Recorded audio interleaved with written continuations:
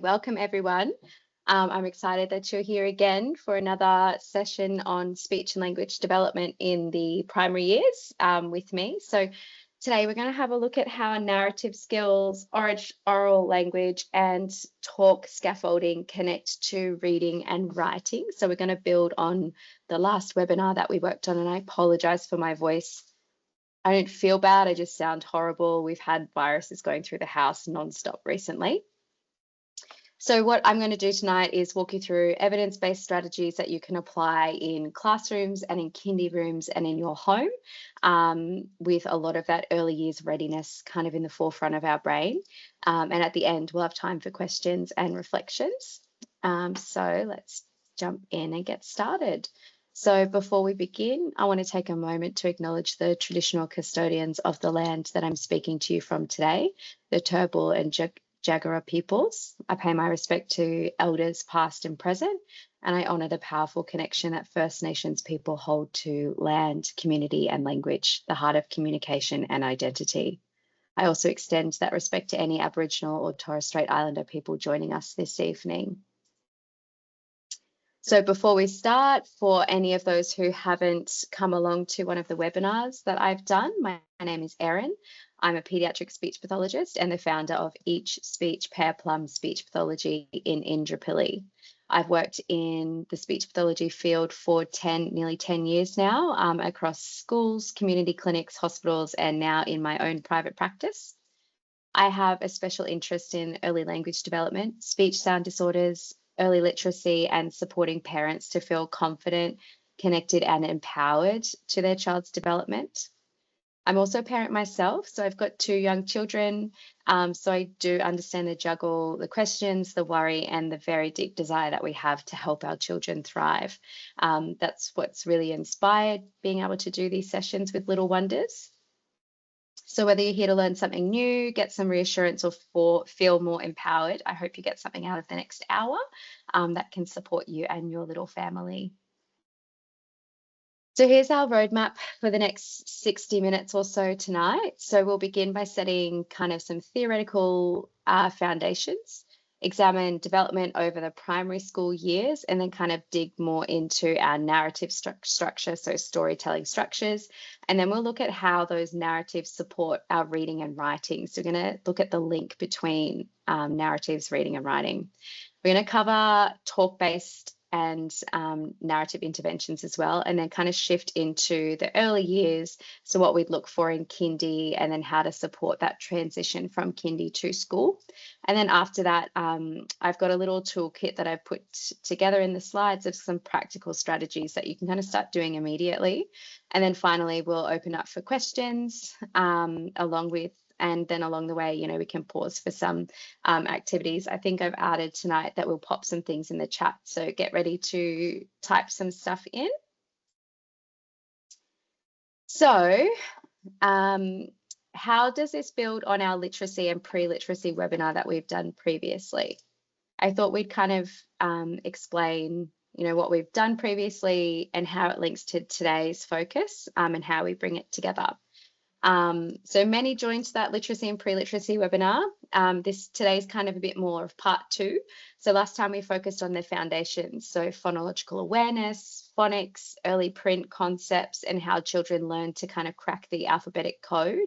Whereas tonight we're moving beyond decoding into narrative, vocabulary, and something that we call syntax. So the rich oral language skills that drive our reading comprehension or understanding and give children ideas and structures for writing. So when we join these two together, decoding plus strong language skills, we give children a complete toolkit for skilled reading and confident writing. So whether you're a parent supporting homework or an educator planning lessons or supporting kindy children, these strategies are kind of the natural next step. So why does oral language matter for literacy? I think we can often get really stuck on reading and writing being something completely separate to our oral or our verbal language skills. So oral language is not just speech, it's the foundation from which reading and writing grow. And you'll hear me say that a lot tonight. Oral language is our foundation and our key skill that we need. So vocabulary, grammar, and the ability to tell and connect ideas are all part of our oral or verbal language skills. So research shows that children with stronger oral language skills tend to perform better in reading comprehension, so understanding texts that they've read, and tend to perform better with their writing skills as well. So conversely, children who struggle with expressive and receptive language, so that those oral language skills, are at a higher risk of literacy difficulties. So our focus on narratives and talk, it's not really a luxury, or it's not diverting from, our overall goal of having children with strong literacy skills. It's really essential, and it's at the first thing that we need to focus on. So as children move through primary school, we expect their narrative and language skills to deepen. So stories to become longer, more episodic with clear causal links. So think using words like because, so, then. And their vocabulary becomes broader. Their syntax is more complex, and children increasingly use discourse tools like inferencing, so taking some guesses, referencing pronouns, using cohesion markers throughout what they're in their stories that they're sharing. So these gains allow students to handle more complex texts, and it also allows them to express themselves more effectively through their writing. Look at this typical development on the primary years. And before we zoom in further into narratives and that oral language that we need to support in these years, we're going to have a look at kind of the whole map and look at everything. So for reading, the simple view tells us that children need both decoding, so turning print into sounds, and language understanding, so understanding the words, sentences, and texts. So weakness in either of those sides will drag our reading skills down.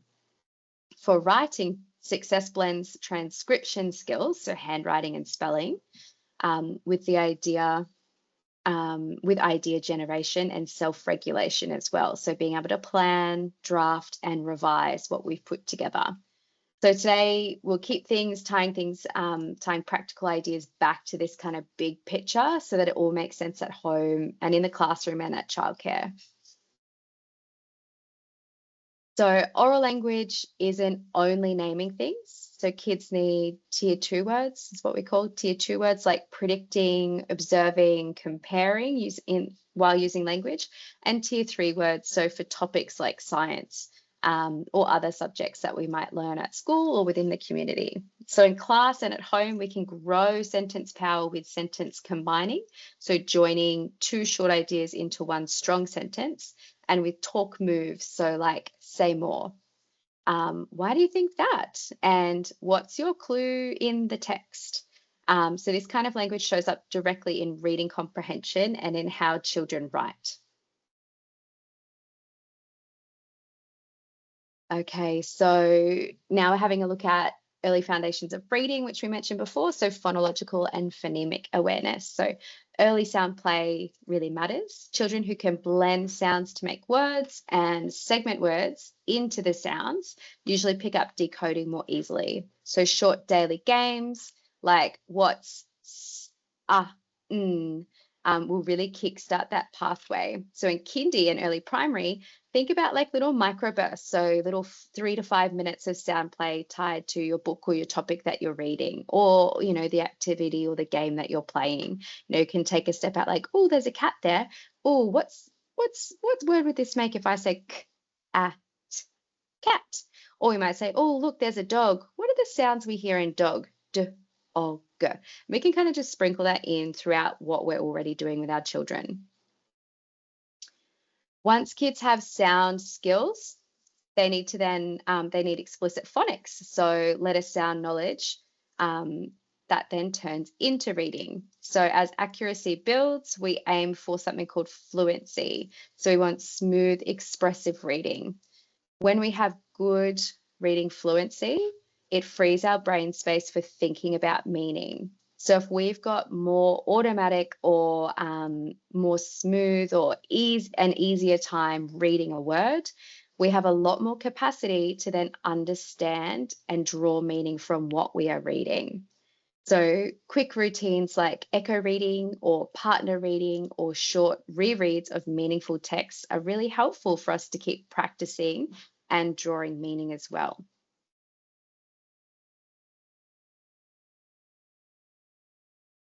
From year 2 upwards, so this is getting into those, we're getting a little bit older here, but we look at the term morphology. So it's quite a hidden superpower at being able to understand meaningful word parts. It really pays off for our little people. So when children spot re or full or root words like telly, so for far, they can then decode longer words and then unlock the meaning in those and improve their spelling kind of all at the same time. So it's a really brilliant at-home routine where you have one word, 60 seconds, pull it apart and make 2 or 3 new words. So you can see here, we've got a little word map where we've got the prefix, roots or bases, and the suffixes as well. So we can then highlight that part in the entire word. And then writing. So it actually, moves the needle. So writing improves when we support both the mechanics and the message. So if handwriting and spelling are hard, kids can't hold on to their ideas because we're too focused on trying to get what we want, trying to get those very simple early letters down on the paper. We also teach strategies for planning and revising to support that as well. So 2 high impact approaches. So it's our SRSD, so think aloud planning, checklist, self-talk, and then sentence combining to kind of grow variety and complexity as well. Okay. And we've got talk, talk turns into writing. So it makes that bridge really obvious for our little people. So a simple habit that really lifts our writing skills quickly is talking before you write. So have children say their sentence or story out loud and then jot down a quick plan with the story, with a story map or a frame, and then a draft. And you can simply Google, like a story map or narrative map, or just use a piece of paper. It doesn't have to be anything flash. I've got some pictures a little bit later that you can kind of see what sort of story maps we might use in therapy. But we can story map or frame, and then we can draft our story. So we can model our thinking out loud, like, I'll add because to show why that's going to happen. And over time, we can then fade our scaffold so it becomes automatic for our children. So a really simple way of remembering that is talk, plan, write. And they don't have to do this all by themselves. We can support them so that they can learn how to do it and it will become more automatic for them in the future. So now that we've kind of talked about all the different components of our primary school language development in terms of reading and writing and oral language, let's have a look at what we call the foundations of early literacy. I'm on a completely different tangent. Let's talk about our narrative structure, so our macro and micro features that we have. So when we talk about narratives, we're talking about how we tell a story. And it doesn't have to be, a fictional story. We tell stories all day, every day. We come home, we share with our family what's happened to us throughout the day, or, what we did earlier, or we tell a story to a friend about, on the weekend I did this. So we are forever telling and sharing stories. So this is why these narratives and the structure and the components of those are so crucial, because at the end of the day, it's how we actually provide the information we need to provide to connect with people. So to analyze or scaffold narratives, we need to break them down into 2 parts. So we've got our macro structure. So that's the really big part. So who is in the story? What's the story about? Was there a problem? What was the resolution? So we've got these big components, and then we break it down further into our microstructure. So they're all the really small building blocks. So conjunctions, elaboration, into our internal responses and our overall cohesion. So holding that holds the entire story together. So a strong narrative uses both of these really well. So children who miss out on microstructure elements, so conjunctions or weak elaboration, often produce narratives that are really flat or fragmented, and they can be really hard to understand or follow at times. And then our children who, they might miss the macro structure, that's when we're getting big gaps of information that we're missing, and it's really hard to follow along because I'm not sure who you're talking about, or I'm not sure what the context is. So if we don't have either of those, it's very hard to understand what our child is saying to us. So let's have a look at narrative skills and how they actually impact our reading and writing skills. So narrative skills do not stay confined to story time. As I've mentioned already tonight, they are really foundational for pulling our reading and writing skills together. So children who can organize and retell a story well are often stronger in reading comprehension because they can map structure and they can infer causality. So they can understand this happened because of this. And they can follow a discourse flow. So they can follow along with the story and understand what's being said. In writing, children benefit when they've orally rehearsed narrative structures. So their written work tends to be more coherent, it tends to be better organized, and it tends to be more elaborated. So they're able to give more information, provide a lot more structure, and be able to be understood and followed through much better.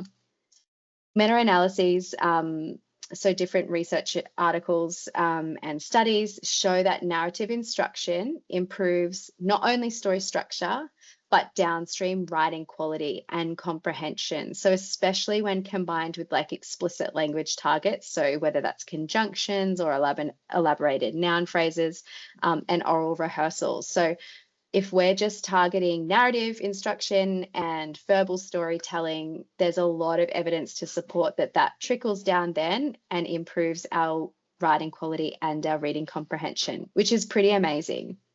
Targeting one can have such big effects on everything else. So let's have a look at what the evidence is for narrative interventions. I think this can be a really hard concept to kind of grasp. Why are we focusing on storytelling when we want to do better reading and writing? And I think sometimes it doesn't seem to connect or seem as straightforward as it probably should be. So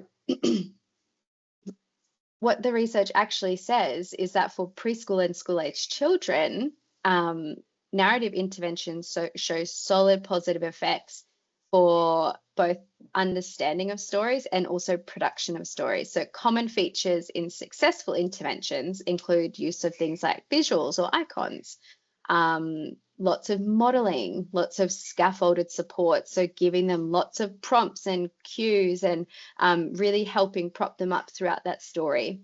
Direct teaching of story grammar, so sitting down and saying, okay, we're going to tell a story today. It's going to have a character, it's going to have a problem, it's going to have a problem, it's going to have a feeling, and then an action, and then, an ending.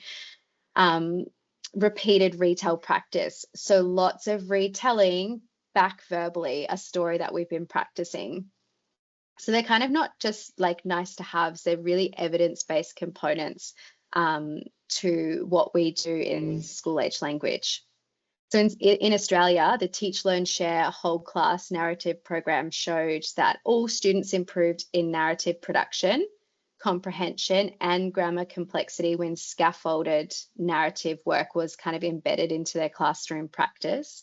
And for somebody who, like, I really love to understand, bang for buck type approaches or intervention approaches, because it's not easily accessible to access allied health sometimes for our families. And I know personally with 2 children, seeing OT themselves, when we come across these approaches where we can work on one skill, but we can have vast improvements in multiple other areas. That's really cool, and that's really exciting. So let's have a look at kind of what those oral language or talk-based interventions look like. So kind of beyond narratives and structured oral language interventions, scaffolding talk and modeling metacognitive thinking. So that's kind of, modeling thinking outside of ourselves and what other people might be thinking and what their response might be to our actions, and fostering discussions around those stories have really strong evidence base. So we've got an EEF toolkit that finds oral language interventions yield on average about 6 months progress in reading comprehension. So they're most effective when they're integrated into our everyday curriculum, rather than being a standalone add-on. So this is where, we've got this toolkit that we're coming up with. If we can scaffold this and add this into our everyday, it's going to make some significant impacts for our children. So we can scaffold talk in kind of like pair shares or small groups or whole class discussions or whole family discussions at, the dinner table, and use some really deliberate questioning strategies to kind of deepen our thinking, and expand our understanding of different concepts and vocabulary. So how do we go from kind of talk to writing? So how do we bridge all of that together? Because that's, that's a lot, very oral heavy. How do we actually get to the writing component? So one of our most powerful bridges in oral rehearsal or practice, so children first telling the story, refining it, and then writing it. That's probably our biggest strategy that we can do. So tools like story maps or pictograph planners help visualize the sequence. So hopefully you can see that on your screen well enough. So I use a program called Story Champs. I think it's exceptional. It's one of our gold standards that we've got kind of internationally, but we start, so we've got a 4-step process that we do. So we start here, we draw pictures. We've got our little icons there that remind us of all the macro structure that we need. We have our rough draft, so we plot it out as per each icon so that we know that we've covered each. We then produce a final draft where we write it all together without the icons, based off what we've already done. And then we do a final check. So we revise our work and we go through, have we included our character? Yes.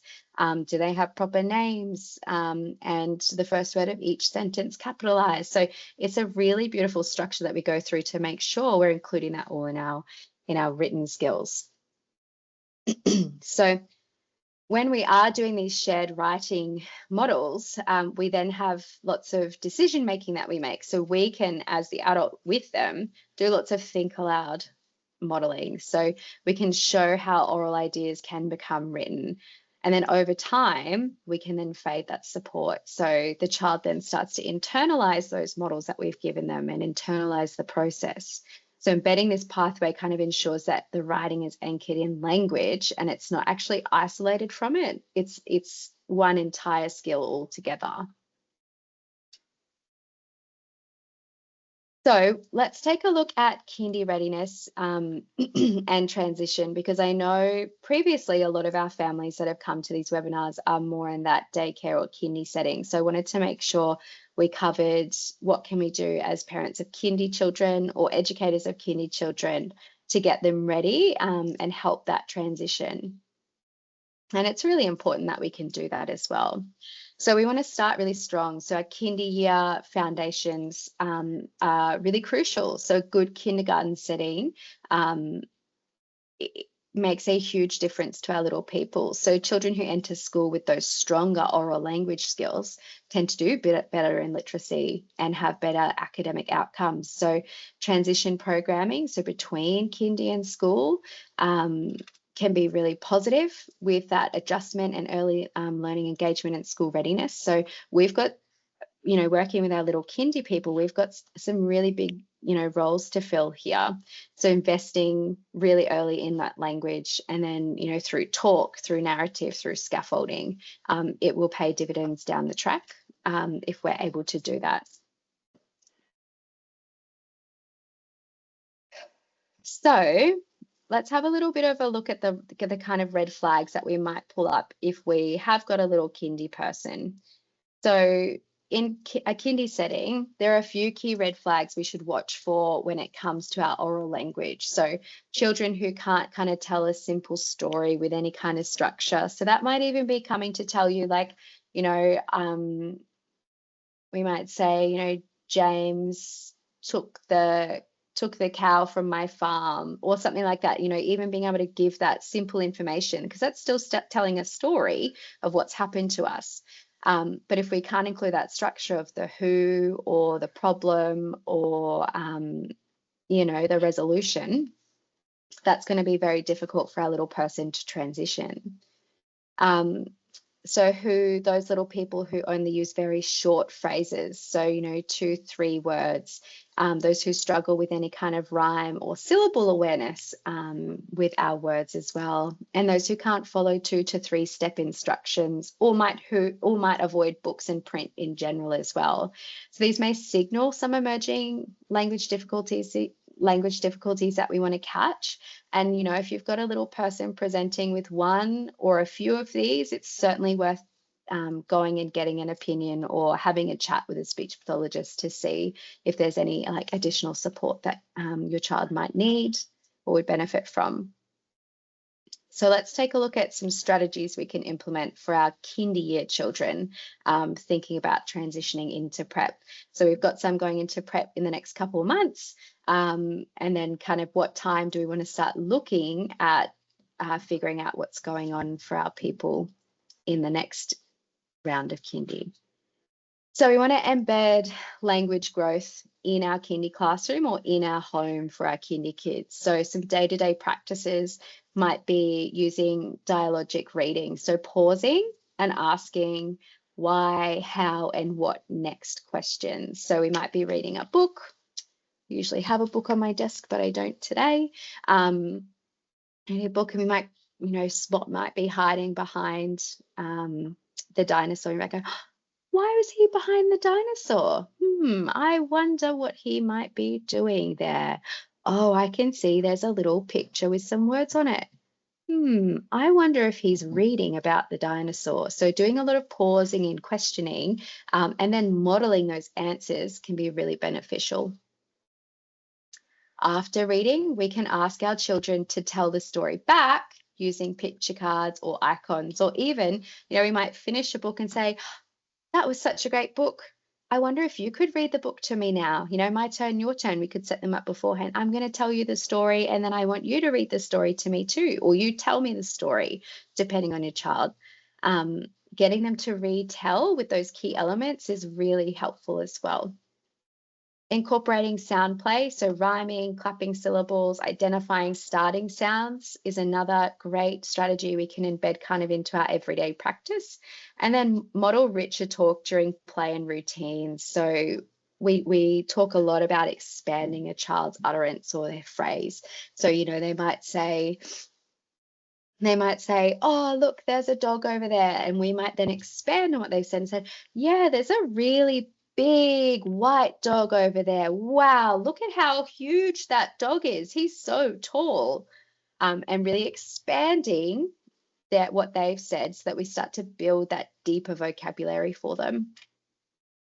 We can also use a plan, do, review, talk cycles. So children might plan the activity, they then do the activity, and then they can reflect. So this is a really great one to do in a kindy classroom because it supports narrative sequencing.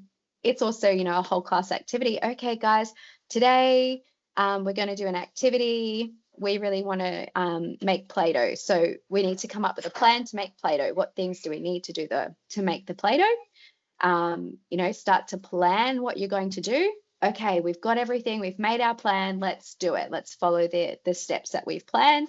And then once we've done that, we can finish the activity, and then let's all come back down to circle time and reflect. How do we think that went today? What was our favorite part? What went really well? What didn't go very well? Do you remember, what did we do first? Those reflective type questions, and kind of modeling that through for them. And then planning a school transition, thinking about our oral language. So to make transition seamless, we can plan ahead. And if you're not too sure what to do from a kind of educator perspective, you can always talk to, your director about, do we work with a speech pathologist or work with an allied health professional to build a transition program or build some transition documents to help us transition those children well. But midway through the kinder year, I always recommend that we conduct a language screen to identify any children who might need support, because we've still then got a 6-month window before that child transitions across. We could prepare something like a communication passport summarizing their strengths and scaffolds and, needs to, and we can then share it with the incoming team. I know that there is a kindy transition statement that is done here in Queensland, but we can always prepare something that's a little bit more, I suppose, simple, that can just go along with that child as well. We can work together with the teachers or speech pathologists to kind of embed supports early and to fade them over the first school term as well. Those are for children that have transitioned, and then that will reduce a lag effect where children start to fall behind before supports kick in.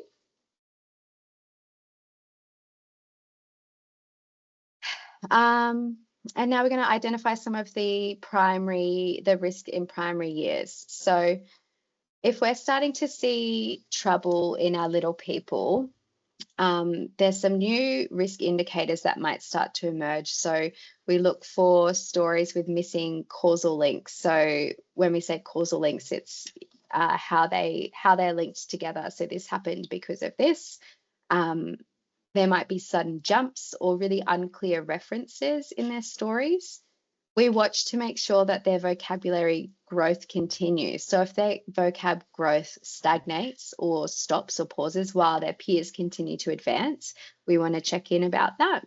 And if their syntax remains really simple despite their age, or if students struggle to kind of infer meaning or structure text. So we might, have some text, some pictures, and they can't we don't know the word, but we also can't pull that word off the page with all the different contextual factors that have been given there as well. So we just can't kind of take a guess at that meaning accurately. So these are red flags that further assessment or support might be required. And it's always worth checking in with their teacher and then subsequently a speech pathologist.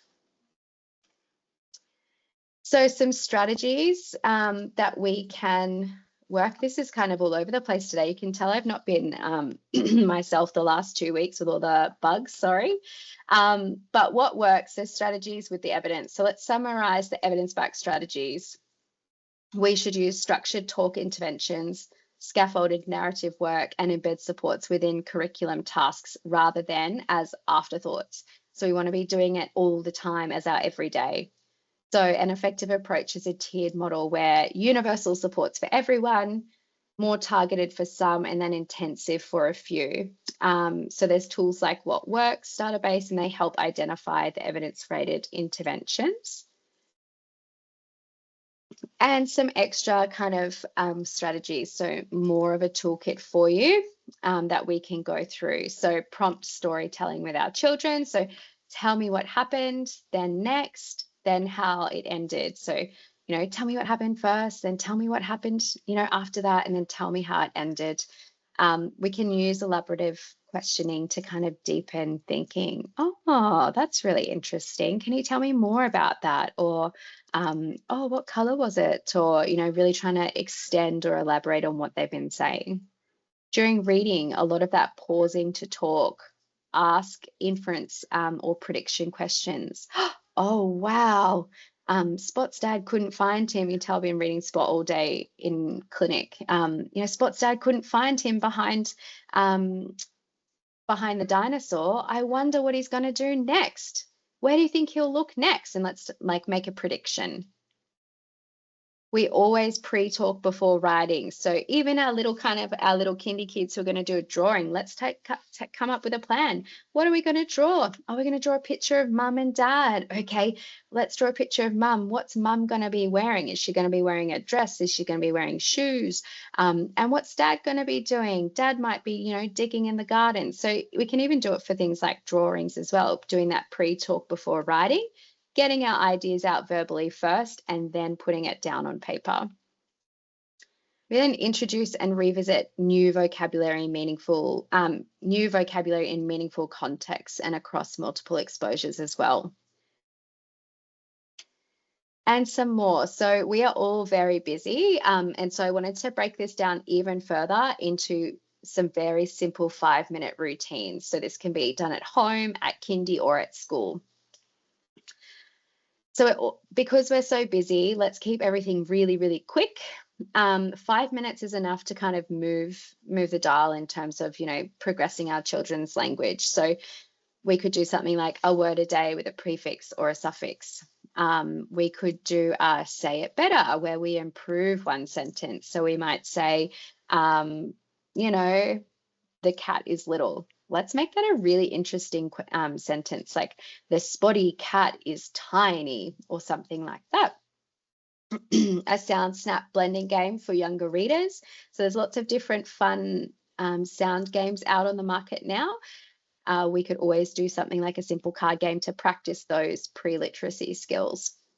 We could do a talk to write minute before any writing, or a retell replay where children retell a story, but they must add something new, or one new conjunction like because or although. So we might be doing that at the dinner table, okay, we're going to do our retell replay game tonight. I'm going to start the story. I'm going to do the character. I might do the character and the setting. And then I want us to all add a problem, and I want us to add, an action to resolve the problem, and I want us to add an ending. So I might start it. Okay, now it's your turn. You retell my part and you add your part.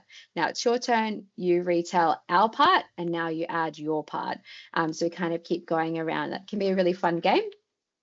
Also doesn't have to be sensible. You can tell them, let's make it really silly. It needs to make sense, but it can be silly. So some really simple ones that we can do all together like that. Okay, so what I wanted you to do is pop in the chat to answer these questions. So is there a strategy that you might try first in your classroom or at home? And then what possible challenge do you kind of think might pop up? And, could we try and adapt that together? See if I can find the chat.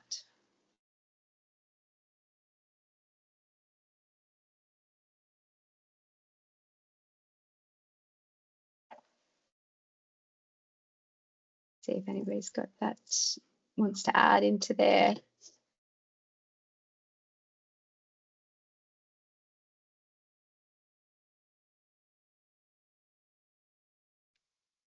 I have enabled the mic as well in case someone wants to ask a question.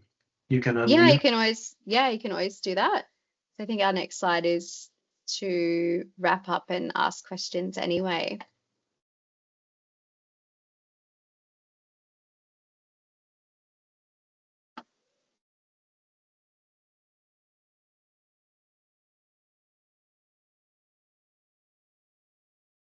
It's all right. We might just jump into here. So we've got some kind of where to learn more if you want to screenshot this slide of places you can go. So websites and guides, our key reports and frameworks that are worth having a look at, and then for educators or schools where we can have a look for further information.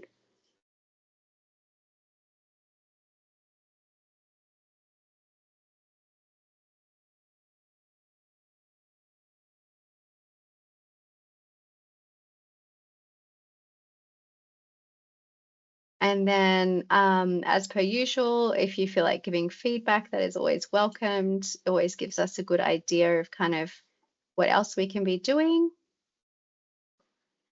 And then I might just open up to any questions before we wrap up for the evening.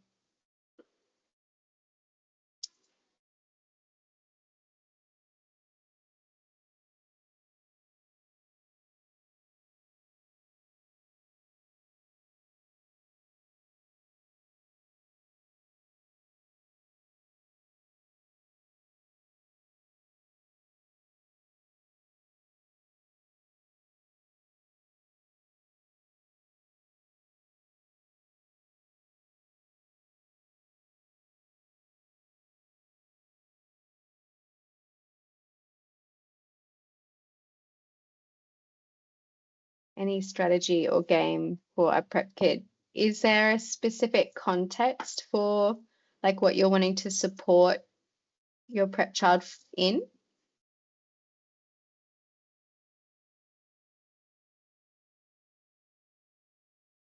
To help him start writing. Okay. Are we doing much kind of letter sound? So we've started prep?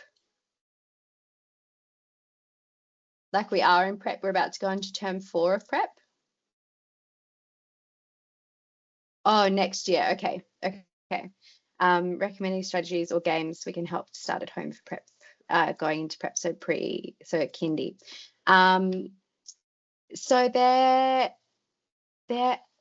if we're looking at writing letters, and I'm just going to jump on my phone because there is a great little reel on Instagram from Sensia Health that goes through for our little people, and this is outside of my scope, this is more OT, but for our little people to be able to write and write letters, they need to master some pre-writing letters, before your child can write their letters, they need to master a few different shapes. So they need to be able to do 9 pre-writing shapes. So I would have a look into that. I'll put it in the chat. So Sensia Health Instagram, 9 pre-writing shapes before letters can be written, drawn. My recommendation always, I mean, I don't do the actual letter formation, but my recommendation always for getting children interested into reading and writing is to work on their letter sounds. So we don't really care, and that might be a bit rough saying that, but we don't really care about them knowing their letter names. We want to know that they know the letter sounds. So I would start going through some of the simple sounds. So if, A represents A, S represents like that. So understanding that letters or text represent a sound is a really crucial part. I'd also do a lot of sound play, like, oh, cat and mat, they rhyme, or let's listen to the sounds that we hear in I'm just trying to think of a 2-syllable word. What am I thinking? Drink bottle, drink bottle. We can clap the syllables in drink bottle. So do a lot of kind of word play and sound play as opposed to trying to write. I would definitely encourage, lots of drawing and, pencil grip. That is OT though. But looking at those 9 pre-writing shapes, definitely worth having a look at. And then focusing on letter sounds as opposed to the names. That would be really crucial as well. And listening for the first sound you can hear in a word. In saying that, I might step away from the computer for 1 second and grab some of the card games that we use and that I introduced with my children or my child before he started prep. So I'm just going to turn my mic off and I'm going to run and grab something out of the storeroom next door. Okay, so in my little card box, I've got this game called, oh, you can't see it with my camera, Sound Slam, which is really fun. I'll put that in the chat. I think it was a early childhood educator who developed this game. There's lots of different ways we can play it, but it's focusing on different letter sounds. So it's focusing on all those skills that I talk about. That's, it's not about the letter, it's about the sounds or the syllables that you hear. So that's a really fun game to play at home. My kids really love it. And it's often actually something that I give to people because, typical speechy, and I've got to give something that's practical. Yeah, any other questions? Yeah, okay, great. Well, I will leave you all to it. I haven't seen my kids yet today, so they'll be well and truly ready to go. So I'll talk to you all later. Bye. See you later.